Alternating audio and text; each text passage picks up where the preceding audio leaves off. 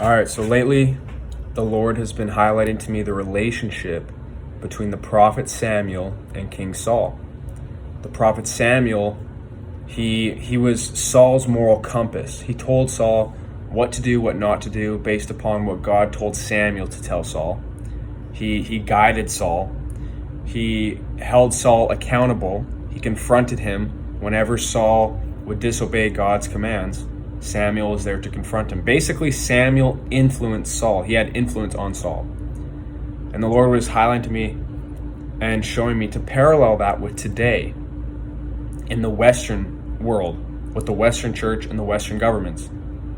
You know, we as the church should be influencing the government.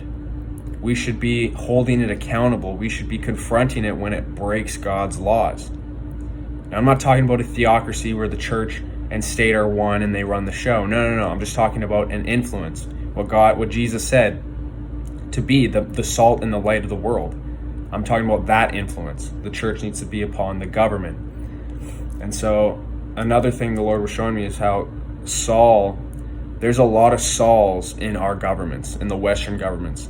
So, there are a lot of Christian leaders in government, or so-called Christian leaders, who have a Christian foundation or a Christian background, who know better, that are actively and purposely disobeying God's laws and his ways.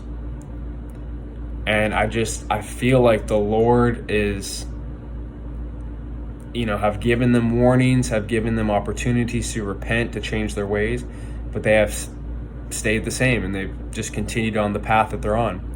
And so I feel like the Lord is going to be removing these Sauls and raising up Davids in their place because of their disobedience. He's going to be raising up Davids whose hearts reflect God's heart. So yeah, that's kind of all I wanted to say, is that, we, the church, we need to have that relationship with the government the way the prophet Samuel had the relationship with Saul.